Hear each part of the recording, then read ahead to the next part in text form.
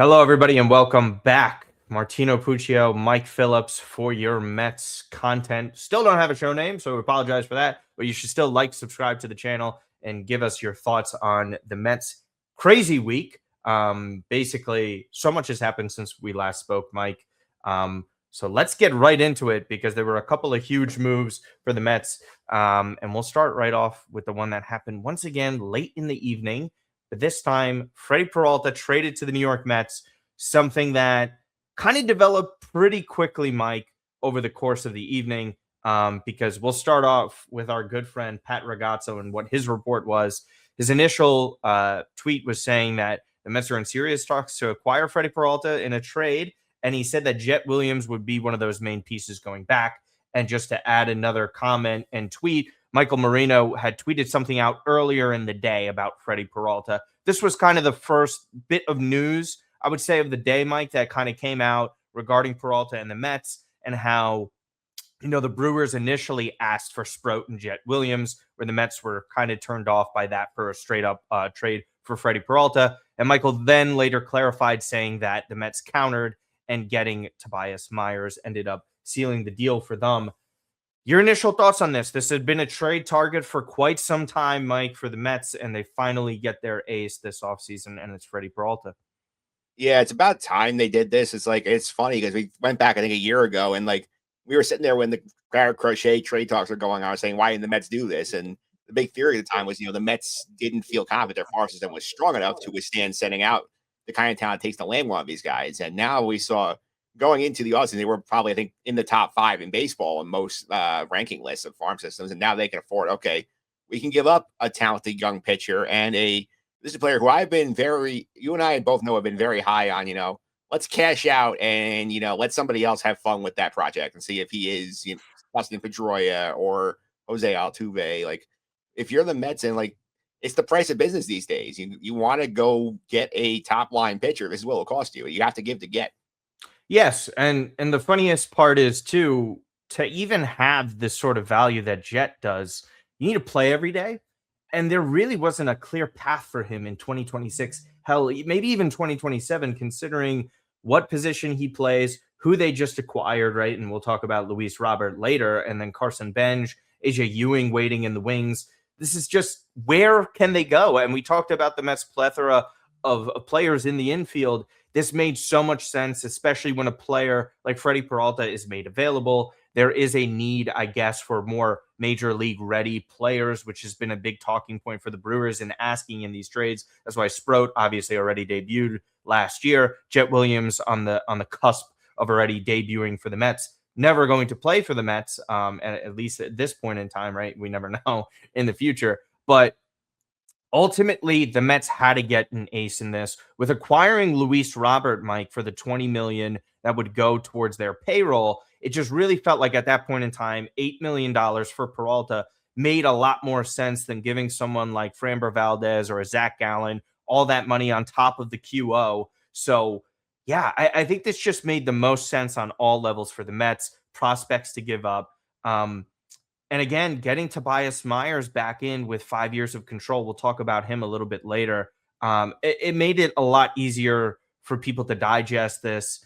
And again, losing Brandon Sproat, Mike, isn't the end of the world considering the amount of pitchers that the Mets have in their minor league system. Watson, Santucci, Weniger, and obviously on top of Jonah Tong and Nolan McLean just debuted, Christian Scott coming back. Like, there's plenty on top of, the infielders as well. So are you one of those people that's sort of like, whoa, we gave up way too much here for what is, assumed to be a rental? And we'll talk about that in a moment too. But Jet Williams and Sproat, like, you were fine with letting somebody figure out if Sproat was a Brian Giles or a Jose Altuve. You mean that's the Jet Williams? Because Sproat, we kind of know what he is. Sorry, Jet Williams. Yes, misspoke. That's what I meant, obviously. Yeah, Sproat's gonna be a good pitcher. He'll be probably like a mid-rotation guy. Maybe in Milwaukee, he's becomes a 2, which the Brewers have a history getting the best out of their pitchers. And they have him add a pitch, change an arm angle, some things like that.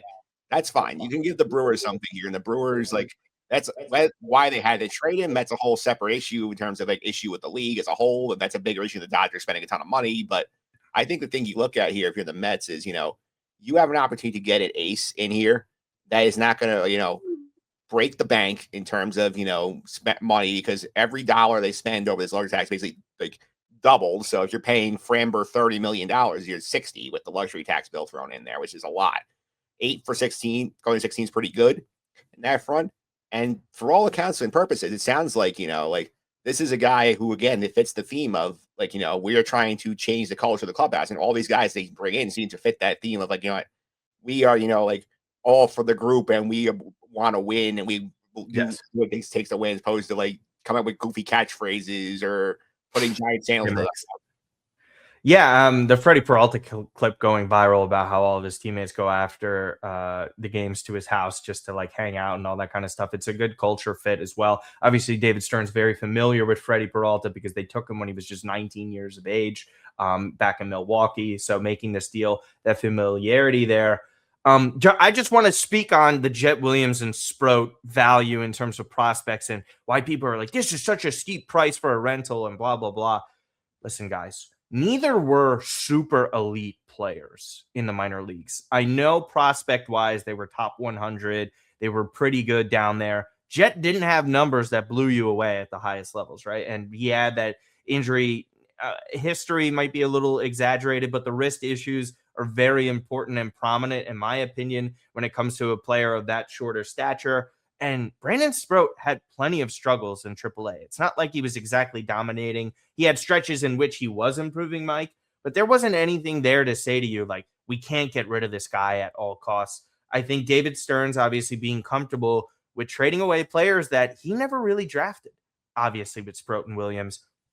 That's something I mentioned and we talked about all the time off air of like, hey, at the end of the day, David Stern's coming in here. There's plenty of prospects selected under Porter, Billy Epler, and previous regimes that David Stearns might just not view as the same as his guys. And ultimately, he didn't mind sending away players here. And it's very funny that the narrative created about David Stearns, Mike, was that he was hesitant and prospect hugging and didn't want to give guys away. He's traded away plenty of players since the trade deadline up until now and is fairly comfortable with it. And the Mets don't even drop out of like the top 8 in terms of farm system. So yeah, I mean, Jet Williams and Brendan Sproat, I don't think these were like the greatest of prospects in the world. I think in some instances they're kind of overrated by some Mets fans. Do you agree with that? Yeah, I feel like one thing I noticed with David Stearns is like he likes to take advantage of the name value of prospects.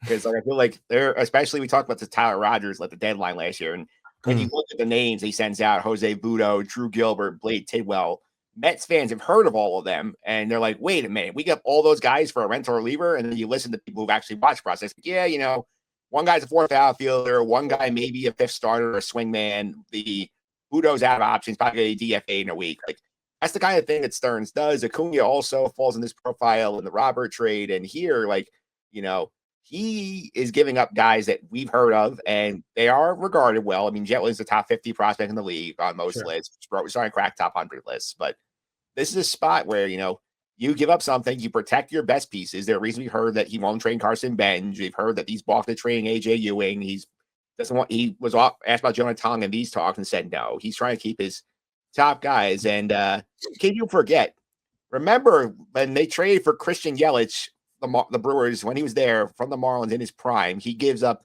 this package. He gives up Lewis Brinson, who at the time was number 13 prospect in baseball, Isan Diaz, Monte Harrison, and Jordan Yamamoto. I think the Brewers won that trade.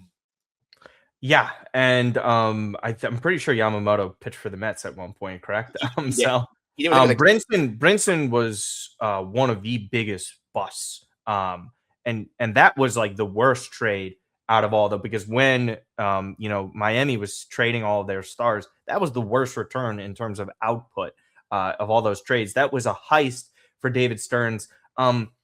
Probably it's been a footnote, and it's very funny how people are mentioning this. And I saw a couple of these replies that were saying the Mets got Freddy Peralta in the Tobias Myers trade because people love Myers. And infamously, I guess you could say, I don't know who's it's infamous for, but Myers had a great game against the Mets in the wild card in 2024, where he was dominant.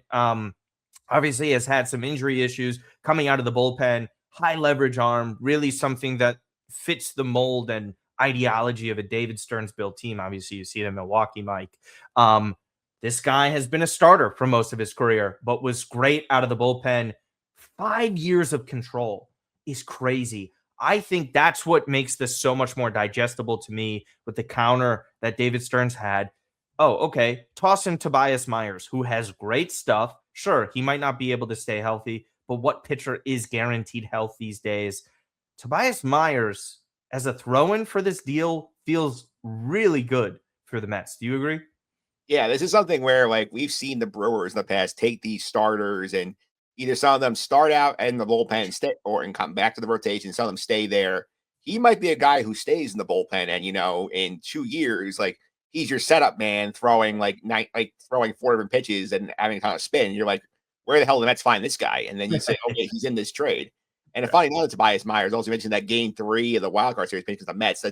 Everyone remembers that's the game that Peralta hits the home run off Devin Williams to win the series. A fun fact now: all Yes. 3 pitchers the Brewers had in that game, Myers, Peralta, and Williams are on the Mets, and Pete Alonso's gone. Yeah, there's a huge footnote that was made about a lot of things. That was arguably the biggest Mets playoff game since 2015 for sure, because that was so dramatic.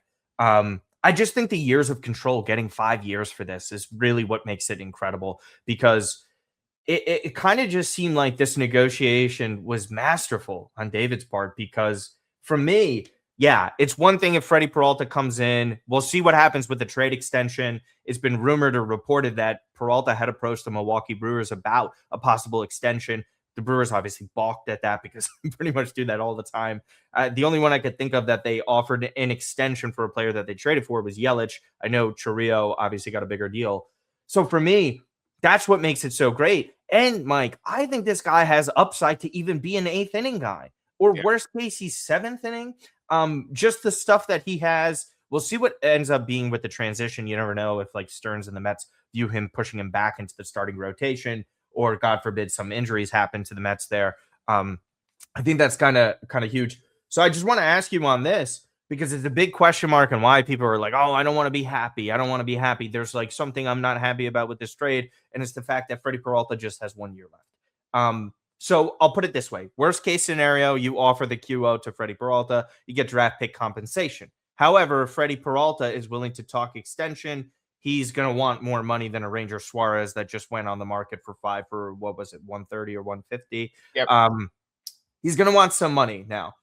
Do you buy into this idea that David Stearns is unwilling to do it? I'm saying no, simply because the guy still sat there and offered over 300 million to Yamamoto.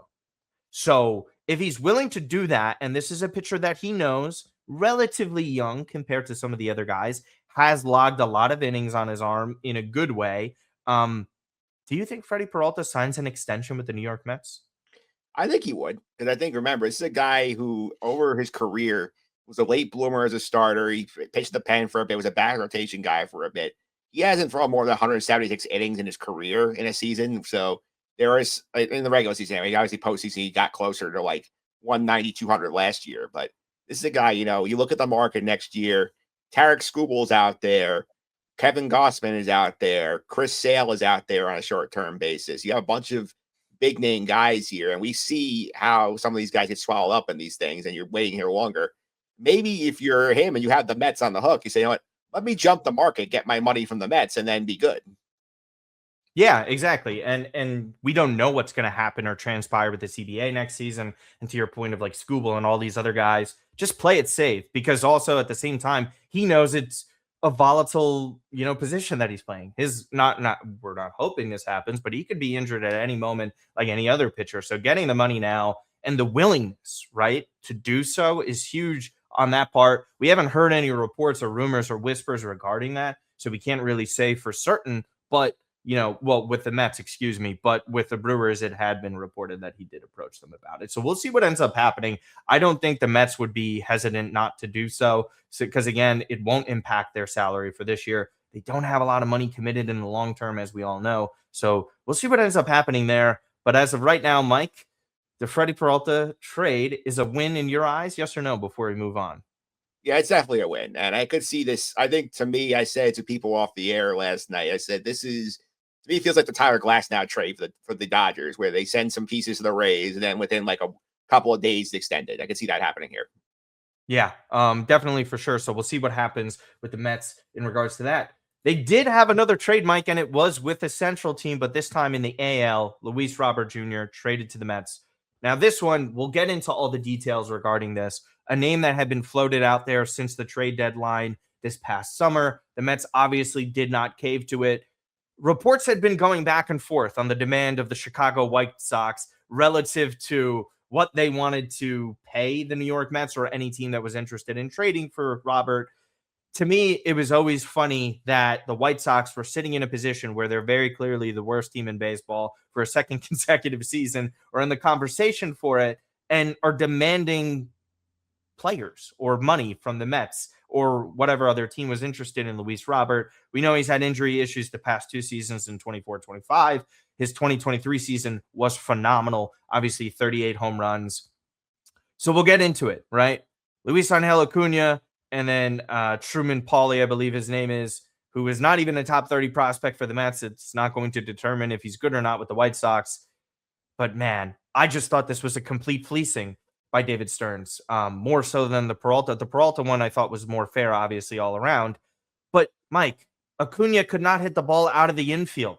The only time I've seen him hit it out of the infield was his highlights from September 2024 or him hitting home runs off of Venezuelan League players.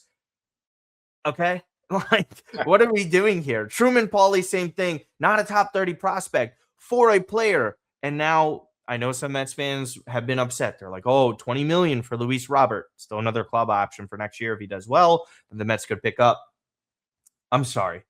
But Tyrone Taylor hit 2 home runs in center field last year. Yeah. He did not steal bases. He had some of the most uncompetitive at-bats. And I like Tyrone Taylor a lot as a center fielder. I think he's an elite glove. But so was Luis Robert. And the floor for Luis Robert, Mike, is 14 home runs the past 2 seasons each. Tyrone Taylor was barely eclipsing. I think he had 9 home runs in his 2 seasons with the Mets so far. He is not a power guy. Luis Robert is well on the base paths. 33 stolen bases last year. Yes, there's injury concerns, but guess what? Even 110 games of production that he had even the past 2 seasons clearly outweighs what Tyrone Taylor has done. So the Mets got an upgrade in center field regardless. Is he going to be worth the $20 million? Is he going to be healthy? Those are fair and other questions. But on paper, Luis Robert is a clear upgrade in center field. Do you agree? Oh, I absolutely agree. And I do think this is one of those things where you have Steve Cohen's money. This is how you use it, where the White Sox reportedly were asking for Jonah Tong at the trade deadline, which is absurd ask considering what Luis Robert had done to that point. Now you say, okay, if you want the money off your books, you take your pick of the second tier guys. And they took a name value guy in Luis Angel Acuna, who is a fun player. He's very fast. He can defend multiple positions. You got a little line drive ability, but he's not going to be a guy you'll be crying about in 3 years that like, oh, we don't have Luis Angel Acuna. And I feel like if his last name was not Acuna, I don't think it's as big a deal to the Met fans or the White Sox fans. He's in this trade. Correct. And the thing that I love, and this is super baseball geeky stuff. 2023 trade deadline. Max Scherzer heads over to the Texas Rangers, who obviously end up winning the World Series. The player coming back to the New York Mets, Luis Angel Acuna, who they then flip for Luis Robert. So in a roundabout way, Mike, Max Scherzer, who was 30-something years of age, for Luis Robert. Yeah, he was 40s at that point, I think. Right? What? Sorry, Max. Apologies. Yeah. Actually, if anything, I was doing you a favor there. But yes, that's the overall point, though. They got something, and kudos to Epler, kudos to Steve Cohen at the time of recognizing the situation. This is what ends up happening here, that you can get proven quality players. Acuna, very similar to what we were saying with Jet Williams. He did not have a path here. Elite on the base pass. We know that. A good glove, but that's about it, right? Like, I can't see how anyone wants to be upset about this one because worst case, once again, if Robert is injured, doesn't do well, he's gone. He'll hit free agency. He does well enough. $20 million for a center fielder with the upside that Luis Robert has. And Mike, what I think the upside is, if he's healthy enough, he could be a 2040 guy. No joke. 2040 is legitimate, especially with the way the Mets steal bases. I mean, I know 2040 now, it doesn't weigh as much because we've seen a 40-70 season, 50-50 from Shohei. Base stealing is nowhere near what it was 10 years ago. We get that. But I mean, that's like your 7th hitter, your 8th hitter, right? But potentially, we'll see how the lineup is constructed. But my God, the upside is sensational. And again, elite glove. But some people, Mike, are bringing up, oh, the OPS, it's similar to Cedric Mullins. Yeah, with the Orioles. Cedric Mullins on the Mets sucked. He also cost them a couple games with his center field play. And no disrespect to him, I hope it works out in Tampa. There's no way anyone could really argue outside of like injuries and strikeouts with Luis Robert that this is a negative.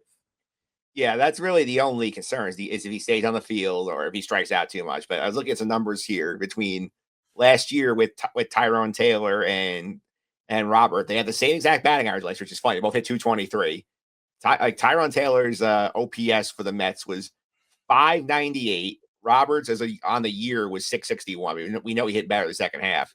Robert had 14 homers, 53 RBIs. Tyrone Taylor had 2 and 27, and Roberts allowed 20 more bases. So like it's about a half a win better, and like a half a win can matter somewhere. Yeah, that it's just a good point because I think what gets tiresome with the narratives this offseason, and we'll kind of talk about it with Bichette coming up because he had his press conference yesterday, of this idea that the Mets and the moves that they made this offseason are, this is a one season thing. This is like, if it fails, like this was stupid. You gave up all your prospects for this, yada, yada, yada. Who cares? Who cares? They still have a top 10 farm. The guys that they gave up, they're not necessarily like world beaters, right? Like guaranteed stars. Like no one is as a prospect, right? They're just prospects at the end of the day. They know that they got an ace. They could extend. We'll see what happens there. Myers is guaranteed for 5 years. Robert, so what if it doesn't work out? We just talked about who they gave up. It's insignificant. This and again with Bo Bichette too, it makes me laugh because we'll talk about that. With Bo Bichette, if he plays great, you think the Mets won't try to offer him as an extension and pay the guy? Like, what is this idea that the Mets aren't willing to do these things, that they're just like, oh yeah, we're gonna sign him for 1 year and hope it works out? This isn't Scherzer, this isn't Verlander, where these guys are in the twilight of their careers that they're hoping have a good season for us if we can get to the playoffs, hopefully win something. These guys are at much younger ages. They're all under 30. I just don't understand this bickering from Mets fans where you're angry at Stearns for not doing this, and then when he does it, you get angry. He's damned if he does, damned if he doesn't. I'm just tired of all these narratives regarding that. And by the way, respect David Stearns some more, because yesterday was his anniversary and he was still working this hard, and his wife had to sacrifice for this. Any final comments on the Luis Robert trade before we head into the other news? No, I think you summed up pretty well. I will also tack on here to the idea of like this is 1 year. This is too much money for 1 year. Why didn't you just pay Pete Alonso here? Like, Yeah. The owner is worth $23 billion and the owner is fine paying the luxury tax. Why not set yourself up so, okay, like we have the best years these guys locked up here and we're not stuck like the Phillies paying Bryce Harper till he's 42. And like the Yankees, if you look at their books in 28, have like 6 guys who are past in their mid 30s, making about $180, $190 million combined. Like you don't want that.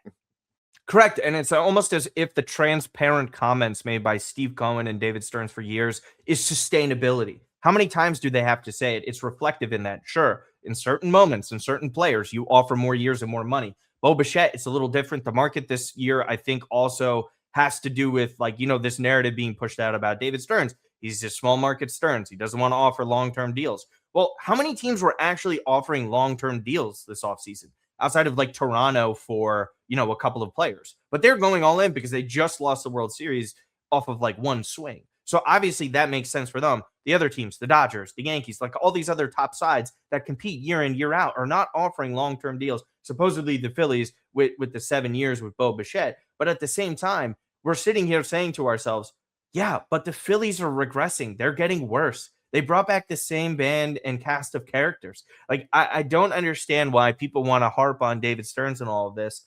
Listen, at the end of the day, when you head into an offseason, right, and especially the failure that the Mets had, did they get better in the majority of their areas? And the answer is yes. Yeah. And that's what matters at the end of the day. So go ahead.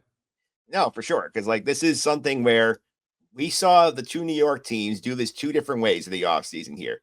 The Mets could have gone on easy mode and just, kept Pete, kept Nimmo around, kept Jeff McNeil, They could have done this Peralta trade. They could have, and then they would have just signed Edwin Diaz. And you know what? We need an ace. That was why we were wrong last year. But Yeah. it takes some balls to, say, okay, this group is not working.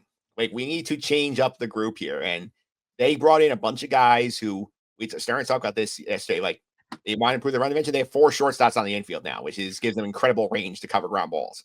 They have great outfield defense now. They got rid of guys who fans liked, but we're coming up small in big moments where you have guys who now are good in clutch situations. They're guys who hit lefties, which is a big issue for them last year. Correct. They changed up when they said, and yes, this was a historic collapse. It might have triggered this, but this is the same. This is the same town where you look across the town. The Yankees, who get smacked by Toronto in the division series, say, you know what? We had the best record in the American League. We're just going to run the whole thing back and see if we can do it again with everybody a year older. Like, I'd rather, try something different, whereas the Yankees just keep doing the same thing over and over again, hoping the result changes.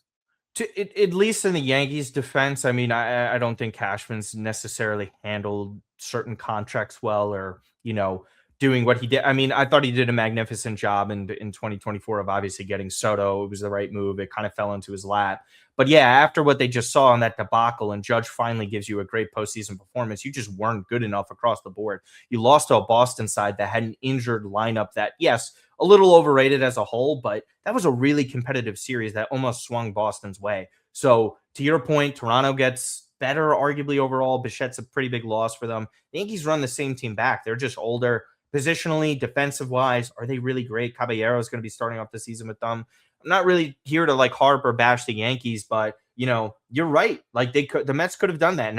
And again, less successful obviously than the Yankees, even though they did have a great run in 2024. This core, we talked about it.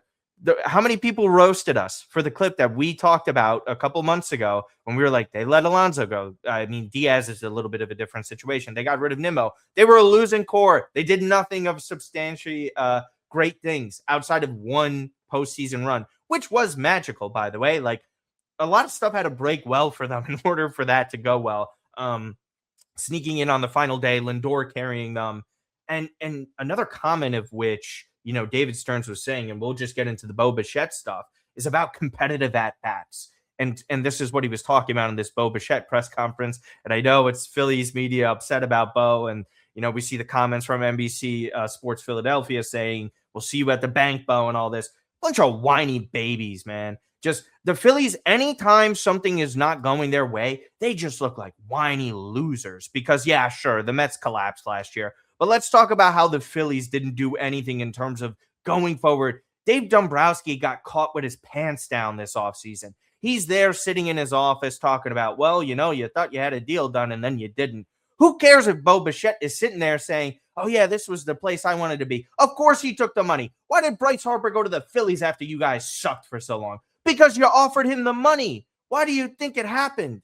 Why do you think all these players go to where they want to go? You think the Yankees players give a shit about what Babe Ruth was doing in the 20s? Like, oh, boy, I want to go there. Of course it's great for their brand. Why? Because they make more money. Like, come on now. Let's stop being dumb about this. Of course, people and players go to places. That's why free agency exists. So you get paid the money for it. And it doesn't matter to me that Bo Bichette, Mike, is sitting here in this press conference deflecting to his agent when John Heyman's asking a question like, Bo, is this a one-year deal? What do you think?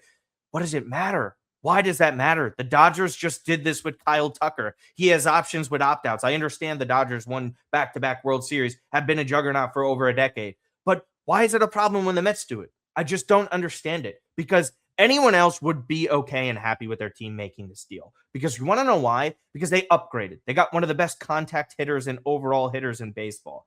I don't give a shit how long it was. This was a good move by the Mets, and everyone else is just coping, in my opinion. Yeah, a lot of coping going on these days. I will say that much. And in terms of the media narrative here with the Phillies here, the Phillies, yes, they won the division. Yes, they beat the Mets down the stretch. Can you wake me up when the Phillies actually win a game at Citi Field? Yeah, horrendous. They were doing terrible, and also they still haven't won a postseason game at the bank until that NLDS. So they didn't do anything last year. Their meltdown was absolutely pathetic. That was one of the worst ways I've ever seen a team lose in the postseason, was what the Phillies just did in 2025 against the Dodgers.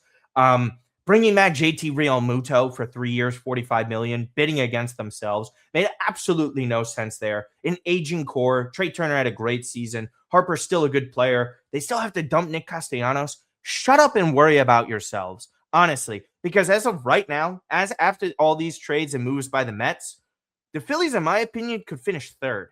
I think if the Atlanta Braves are healthy enough, they're the class of the division, quite honestly. I think it's a bigger ask for all of them to be healthy. But the Mets are better than the Phillies at this point. They're a deeper team. Sure, the Phillies have a better staff. I get it. Their bullpens are comparable. But the lineup, the Mets have the better lineup now. I just don't even understand these arguments. Do you really give a shit if Bo Bichette signed the deal at this level? No one cares, right? Like this is if he plays great, the Mets can extend him. If he doesn't, he's gonna opt in. He's still a good contact hitter and has a history of playing well. I guess the narrative of mocking the Mets for run prevention. I made videos on this and commented on this as well. Run prevention matters as a whole, and I think that's obvious for what David Stearns wanted.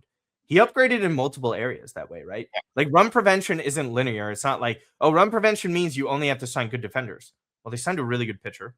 That has to go in with run prevention. They bolstered their bullpen. That has to do with run prevention, better pitching. And then obviously adding two high quality gloves up the middle with Marcus Semien and then Luis Robert. Sure, yes, Polanco hasn't played first.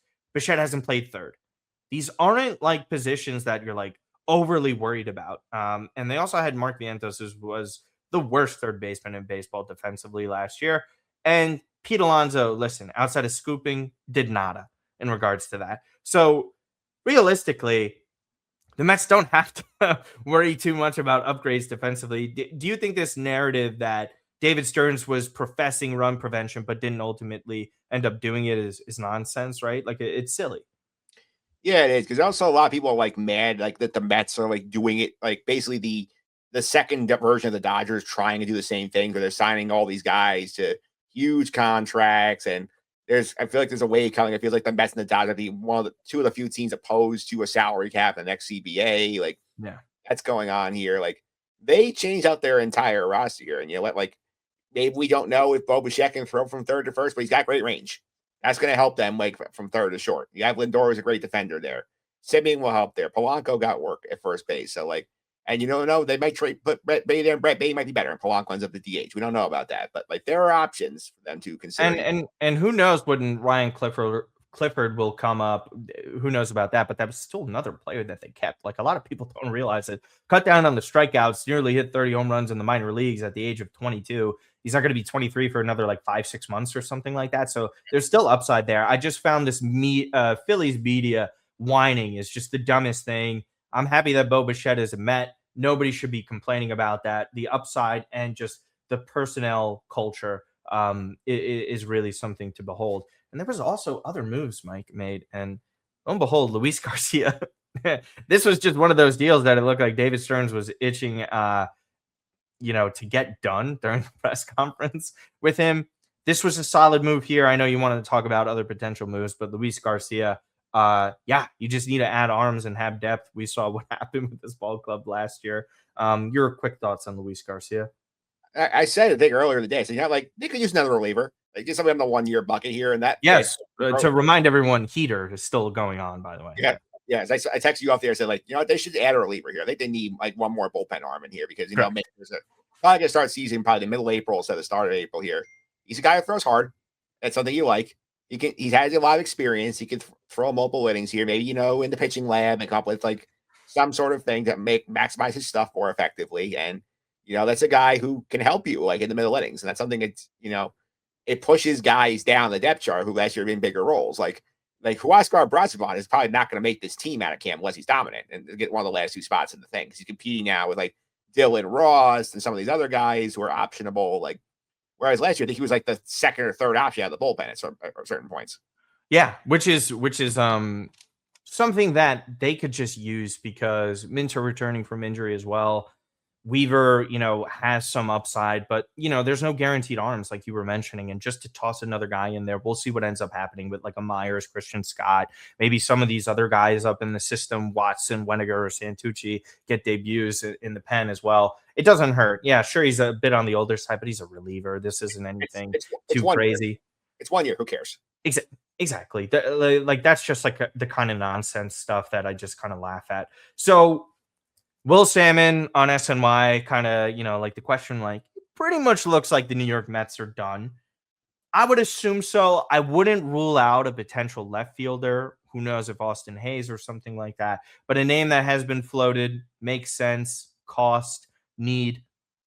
Our good old friend Griffin Canning, recovering from a torn Achilles last season. He was pitching well. The underlying metrics, excuse me, were kind of pointing in a direction that he was going to decline, and that only made sense, right, with the way that staff was going. Um, Again, another one of those things. Like, how can you get upset if they bring back Griffin Canning? Had a relatively successful time before the injury. Gets a chance to rehab with the ball club. Again, you can't really get too mad about Griffin Canning. Or is there another player or pitcher that you thought the Mets could bring in? I think somebody in that bucket, because I know there were links before to guys like, Max, guys like Chris Bassett, like Jose Quintana, like to me, Giolito. Giolito. To me, like this group is not needing more number 3 starters. They have number 3 starters in spades. Like they need guys who are either going to be top end like Peralta, or you're going to get guys who are willing to take these minor league deals and give you a depth option. That way, if somebody like a David Peterson gets hurt, we don't have to throw John Tong in right away. Put somebody in with a little experience here. And I don't know if it's great for Griffin Kane to come back here, because if he wants to get a path to the big leagues and get actual starts in, maybe 2 of the other teams are in on him with St. Louis and the White Sox. Those offer cleaner opportunities to get into a big league rotation and start big league games. But if he likes the familiarity of what he was doing here, he's pitching pretty well before he got hurt. Could see that being a reunion that makes sense. Quintana, I think Hector Gomez said today that they're still talking to him. Maybe Quintana is dipped into the point where I'll take a minor league contract and just come in that way. I can see that being also something. Yeah, I just think this is like depth moves that, Mets fans just want to get upset about because they see a name and they automatically, I guess, just get the PTSD of the Wilpon days where they were just signing arms from players who used to be good. It's not the case here. What the Mets are doing are just adding depth because we saw a complete collapse of the pitching staff. And even then, they still had plenty of arms. I'm not saying they were quality that were being used. So, again, I think people just need to calm down a little bit when it comes to this kind of stuff. I'm not opposed to any of the names. I totally understand where you're coming from with the Bassett's of the world and stuff like that. But who knows what kind of deals that they could be signed to and the cost regarding those. Because again, just adding the 28 million between Robert and Freddy Peralta alone really is kind of insignificant. And I don't know. I still think the Mets have the ability to be opportunistic. David Stearns had to sit down with Andy Martino. I haven't been able to watch the whole thing, but he's still reiterating and mentioning, Carson Bench is going to have the ability to win the job out of spring training for left field. But he said he's going to have the opportunity to do that. It's not that a guarantee that he will do it. Say in the event that Benj is not ready, Mike, Austin Hayes, is that like a name you could see being floated back into the Mets? Does Harrison Bader float back in somehow? I don't think it's anyone of that significance that would lock down a spot for the whole season. Could be somebody that, Benj eventually takes over. Do they really start with a Beatty or Tyrone Taylor? I could see Beatty starting left field opening day and Jorge Polanco's at first with Vientos DHing. Is that kind of something that you see if Benj doesn't make the roster out of spring? Yeah, I think the guy I'm watching here is Starling Marte. I think that's like the Right. perfect fit Yeah. to come back here, because I think Austin Hayes gonna want somewhere he can play more often. I think he's young enough where he can get that. Bader's gonna want to go somewhere he can play center field. He's not at that point in his career yet where where he needs to go to a corner. I think the guy you look at here is Marte, because yes, he didn't play much left last year, but again, great in the clubhouse. Everybody last year raved about how Marte was the leader of the team. He's been willing to come back. He knows he's on a short-term role this stage of his career. Like, I think having that guy there and knowing he can give you some quality at bats if Benj needs more time, I think is useful. I think like this might be, like it can see some like about a week or two. Like, okay, Marte's here for like a year, like $5 million here, and with incentives if he plays more than he thinks he's going to. Yeah, I'm not sure if he's basically someone that is going to be playing in the field at all. I think he's just a DH option, or, like it really has to be an emergency for him to be in the outfield. We know his relationship with Juan Soto is strong. It's tough. And I think all that kind of stuff matters with how he is in the clubhouse. He still had good and competitive at bats last year. It's just his body is just not the same. And it's understandable given everything. But I'm not opposed to it. I totally understand your angle on the Bader and Austin Hayes situation.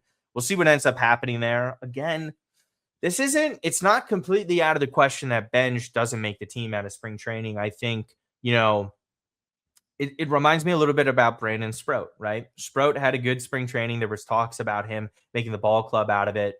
The World Baseball Classic is existing. People have kind of floated the idea of like, hey, sure, Benj is a good prospect, but is he hitting against the top guys in spring training? Whether you take away too much from that is one thing or another. It's not going to be results based, in my opinion. I think it's going to be approach based. Like, how is Benj taking at bats? Is he still doing a good enough job? Really not striking out a lot? Getting that contact in there, showing flashes of power. I think his glove is obviously very well going to hold up. I wouldn't be shocked if he doesn't make the ball club out of spring. I think it really depends upon how Brett Beatty is doing out in the outfield. And I just think all that kind of stuff matters. They could obviously always start Tyrone Taylor in left. I'm not sure that's something that they would love to do. But if they're facing lefties, right, they don't want Beatty in there against a lefty in left field. They put Taylor in, Robert obviously playing in center. And then like other occasions in which Tyrone could play in center and fill that gap and void. I think the best path, obviously, for Benj is to play left field, less pressure for him. So, I'm not really going to be shocked by that. Ultimately, do you think Carson Benj makes the team out of spring? I mean, I would think he does. I mean, unless he like completely looks overwhelmed. And remember, too, also you have the WBC this spring. So a lot of guys who are getting at bats will be off like the national team. So he's gonna get a lot of runway to show he can play. And I think we'll have a pretty good idea, like if he looks like he can handle it, or if he looks like he's just overwhelmed. And I think like if he's overwhelmed, they can send him down, have him play AAA every day. And another one to watch there, the ghost of AJ Ewing could also be somebody to keep an eye on here, because like he should be. Dude. AJ, I believe he had over 70 stolen bases in the minor leagues last year. Plays a good glove, center field. Again, that security net in case Robert doesn't work out. If Robert stays another year, Ewing is still, a viable option. Keep letting him develop.